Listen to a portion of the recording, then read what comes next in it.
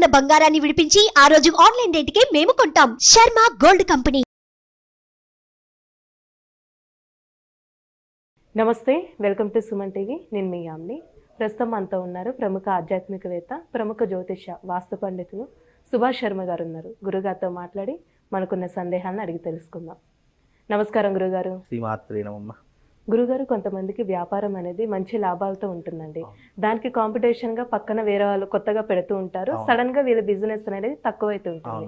ఇప్పుడు మళ్ళీ అదే టైంగా లాభాలు రావాలన్నా, ఒకవేళ బిజినెస్ డల్గా ఉంటే మంచిగా ఉండాలంటే ఎలాంటి పరిహారం చేసుకోవాలండి? ముందుగా ప్రేక్షకులందరికీ శ్రీమాత్రే నమః, శ్రీ గురుభ్యో నమః. జ్ఞాని నామ్నపి చేతాంసి దేవి భగవతి హిస బలాయ కృష మోహాయ మహామాయ ప్రయశ్చతి. మీరు అన్నట్టుగా ఇది చాలా మటుకు జరుగుతున్నటువంటి సంఘటన. చాలామంది ఎన్నో కోట్లు ఖర్చు పెట్టి, లక్షలు ఖర్చు పెట్టి వ్యాపారం పెడుతూ ఉంటారు. అలాంటి సమయంలోనే అది ఒక సంవత్సరం 2 సంవత్సరాలు చాలా సూపర్గా వండర్ఫుల్గా నడుస్తుంది. పెట్టిన పెట్టుబడి సంవత్సరం 2 సంవత్సరాలు వెళ్ళిపోతుంది. కానీ అదే సమయంలో వీళ్ళ కాంపిటేటర్గా పక్కనే కానీ కొద్ది దూరంలో కానీ అదే వ్యాపారం పెడితేస్తూ ఉంటారు. అప్పుడు ఏమవుతుంది, కొత్తతనం పాత తరం వెళ్ళిపోయి కొత్త తరం వచ్చినట్టు ఈ పాత బిజినెస్ అంతా డల్ అయిపోయి కొత్త బిజినెస్ వాళ్ళకు మళ్ళీ పుంజుకోవడం స్టార్ట్ అవుతుంది. ఇది కాంపిటేటర్ యుగం. అంటే ఏ వృత్తిలోనైనా సరే కాంపిటేటర్ రావడము, బిజినెస్ డల్ అయిపోవడము, ఆ బిజినెస్ మళ్ళీ పెరిగిపోవడం ఇలాగే జరుగుతుంది. అంటే దీనికి ప్రధానమైనటువంటి కారణం ఏంటంటే జనాల యొక్క ఆకర్షణ లేకపోవడం. అలాగే జనాలు కూడా చాలా తెలివిపరులు. ఇన్ని రోజులు ఈ షాప్కి వెళ్ళాం కదా, వెంటనే మరి కొత్తగా పెట్టారు, దాంట్లో ఏం ఆఫర్స్ ఉంటాయి, తక్కువ ఉండొచ్చు, మళ్ళీ ఏదైనా ఆఫర్స్ పెట్టొచ్చు అనేటటువంటి మైండ్ సెట్ ద్వారా కూడా వెంటనే ఒక బిజినెస్ డల్ అయిపోతుంది, ఇంకో బిజినెస్ పెరిగిపోతూ ఉంటుంది. ఇది ఒక బిజినెస్లోనే కాదు, ప్రతి ఒక్క అంశంలో కూడా అంతే. అంటే ప్రజలు కూడా కొత్తదనాన్ని కోరుకోవడము, అదే కొత్తగా పెట్టారు కదా ఏదైనా వెరైటీ ఉండవచ్చేమో అనేటటువంటి అంశం ద్వారా కూడా జనాలందరూ కూడా పక్క షాప్కి ఆకర్షితులవుతూ ఉంటారు. అలాంటి సమయంలో సనాతన ధర్మంలో కొన్ని వస్తువులకు ఆకర్షణ పెంచేటటువంటి శక్తి కానివ్వండి, నెగిటివ్ ఎనర్జీ పోయేటటువంటి శక్తి కానివ్వండి, ఇలాంటి కొన్ని వస్తువులకు ప్రామాణిక గ్రంథాలలో ఇలాంటి వస్తువులు పెట్టుకుంటే జనాకర్షణ ఎక్కువగా ఉండి దానితో పాటుగా బిజినెస్ డెవలప్ అయ్యేటటువంటి అవకాశాలు కూడా ఉంటాయి అని చెప్పేసి కొన్ని వస్తు శాస్త్రంలో కూడా చెప్పడం జరిగింది. అయితే ఇదంతా చూసుకుంటే గనక బిజినెస్ అనేటటువంటిది ఏ బిజినెస్ అయినా సరే, ఫాస్ట్ ఫుడ్ బిజినెస్ అయినా సరే, శారీ బిజినెస్ అయినా సరే, షాపింగ్ మాల్స్ అయినా సరే, కొన్ని షాపులలో ఎలా ఉంటుందంటే నెగిటివ్ ఎనర్జీ చాలా ఎక్కువగా ఉంటుంది. నెగిటివ్ ఎనర్జీ అంటే ఏంటి అంటే, షాప్లోకి వెళతాము, ఏదో కొందాము అని అనుకుంటాం, అన్నీ చుట్టూ తిరుగుతాం, చూస్తాం, చేస్తాము, కానీ అక్కడ ఏది నచ్చక మనం ఖాళీ చేతులతో వచ్చేస్తూ ఉంటాం. బికాజ్ అక్కడ ఉన్నటువంటి స్థలము నెగిటివ్ ఎనర్జీతో నిండిపోవడం అనేటటువంటిది దానికి ప్రధానమైనటువంటి పెద్ద మైనస్ అని చెప్పుకోవచ్చు. ఉదాహరణకు నేను ఏదో బట్టలు కొందామని చెప్పి ఇంట్లో నుంచి బయటకు వెళ్ళాను, ఒక 10 షాపులు తిరిగాను, కానీ ఒకే షాప్లో నేను తీసుకోవాలి అంటే ఆ 10 షాపులలో ఏదో ఒక నెగిటివ్ ఎనర్జీ ఉండడం కారణం చేత అక్కడ ఉన్నటువంటి ఆ నెగిటివ్ ప్రభావం మన మీద పడి ఏమీ కొనకుండా ఖాళీగా వచ్చేస్తుంటాం. కానీ వ్యాపారస్తులు ఏమనుకుంటారు, జనాలు చాలామంది ఉన్నారు, ఇతనికి చాలా గిరాకీ పెరిగిపోతుంది, చాలా డబ్బులు సంపాదిస్తున్నాడు అని చెప్పి చాలా రకాలుగా అనుకుంటాం. అలా అనుకునేసరికి ఏమవుతుంది అక్కడ అని అంటే కనుక, జనాలు వస్తున్నారు కానీ డబ్బులు రావడం లేదు, జనాలు చాలా మట్టుకు కనిపిస్తున్నారు కానీ గల్లా పెట్టి నిండడం లేదు. ఇవన్నీ కూడా దృష్టి వల్ల కూడా అంటే ఉంటుంది, నరదృష్టి వల్ల కూడా ఉంటుంది. అంటే కొంతమంది ఏమనుకుంటారు, అబ్బా ఈయనకి ఇంత పెద్ద షాపింగ్ మాల్ ఉంది, ఇంత పెద్ద షాప్ ఉంది, జనాలు విపరీతంగా రోజుకి 10 లక్షలు 20 లక్షలు గిరాక్ అవుతుంది, ఈయనకేం తక్కువ అని అనుకుంటారు. కానీ అలాంటి నరదృష్టి ప్రభావం కూడా ఆ దాని మీద పడేటటువంటి లక్షణాలు ఎక్కువగా ఉంటాయి. దానికోసము కొన్ని వస్తువులు కొన్ని ప్రదేశాల్లో ఉండాలి.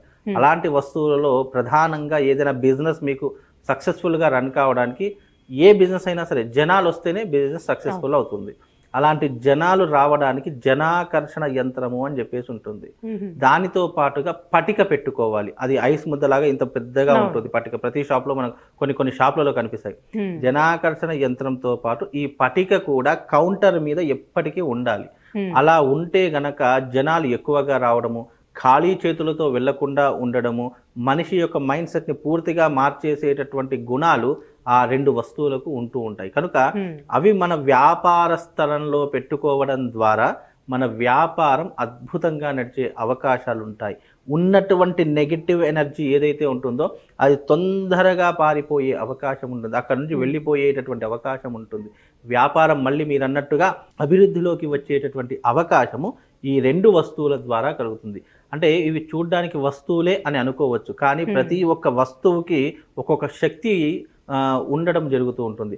అలాంటి శక్తి ఉన్నటువంటి వస్తువులను కనుక మనము మన వ్యాపార స్థలంలో పెట్టుకోవడం ద్వారా ఆ వ్యాపారం అనే డల్లుగా ఉన్నటువంటి వ్యాపారమైనా సరే కొద్ది రోజుల్లోనే తమ యొక్క వ్యాపారం పుంజుకొని మళ్ళీ ఉన్నటువంటి అప్పులన్నీ తీర్చుకోవడం కానివ్వండి, లేదా బిజినెస్ మంచిగా రన్ కావడం కానివ్వండి, దాని మీద ఆధారపడినటువంటి ఎంతోమంది కుటుంబ సభ్యులు ఉంటారు, యజమానులు ఉంటారు, అందరూ మంచిగా హాయిగా హ్యాపీగా ఉండడానికి ఈ 2 వస్తువులు కనుక పెట్టుకుంటే మీరు అన్నట్టుగా వ్యాపారం చాలా సక్సెస్ఫుల్గా రన్ అవుతుందమ్మా. అంటే పటిక అంటే బయట ఎక్కడ దొరికిద్దండి, యంత్రం గురించి కూడా మీరు చెప్పారు. అవునమ్మా. అది బయట దొరికిద్దా? అది అయితే ఇక్కడ 2 అంశాలు ఉన్నాయమ్మా.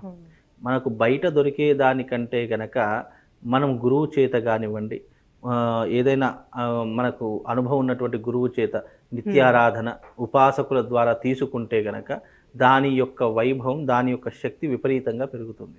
నాకున్నటువంటి విషయ పరిజ్ఞానం ప్రకారము యంత్రము అనేటటువంటిది మంత్రించి పూజ చేసుకొని తీసుకుంటే దానికి శక్తి వస్తుంది.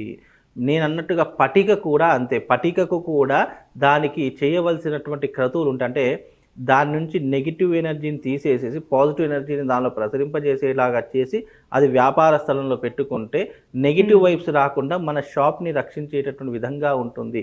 అందుకే ఈ 2 వస్తువులను కనుక మన వ్యాపారంలో పూజ చేసి మంత్రించి గనక పెట్టుకుంటే ఆ మంత్రించినటువంటి వస్తువులు దుష్టశక్తులు రాకుండా, నెగిటివ్ ఎనర్జీ పడకుండా వ్యాపారంలో ఎక్కువగా లాభాలు రావడానికి దోహదం చేసేటటువంటివే ఈ 2 వస్తువులు. కనుక వ్యాపార అభివృద్ధి యంత్రము, పటిక, ఈ 2 కూడా మీ వ్యాపార స్థలంలో పెట్టుకోండి. ఎలాంటి వ్యాపారమైనా సరే, నా వ్యాపారం బాగా నడవడం లేదు, డల్గా ఉంది అనుకుంటే గనక ఈ 2 కూడా మీరు పెట్టుకోండి. మీ వ్యాపారం అనేటటువంటి చాలా అద్భుతంగా కొనసాగుతుంది. అంటే యంత్రం అనేది మీ దగ్గర ఉంటుందండి? యంత్రము, పటిక 2 కూడా నా దగ్గర ఉంటాయి.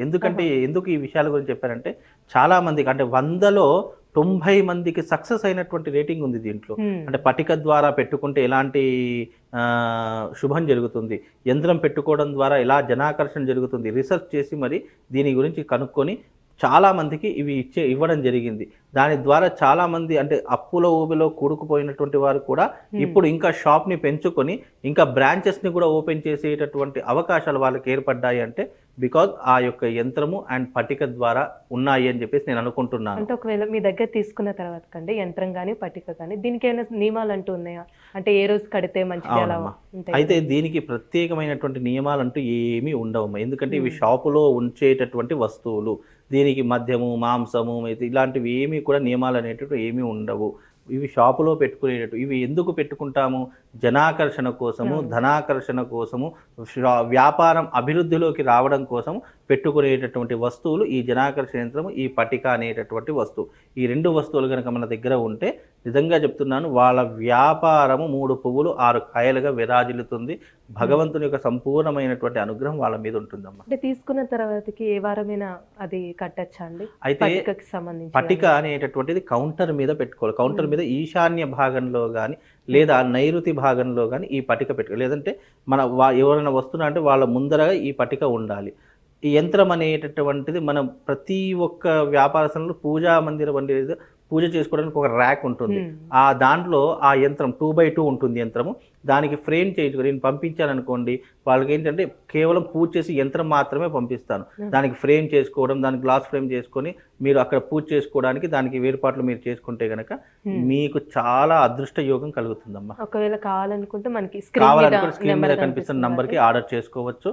చక్కగా అది పూజ చేసి ఎవరైనా ఆర్డర్ చేసిన వారం రోజులకు కానీ అది రాదు. ఎందుకంటే నేను ఏ వస్తువు పంపించినా 5 రోజులు దానికి చేయవలసినటువంటి పూజలు ఉంటాయి, క్రతువులు ఉంటాయి.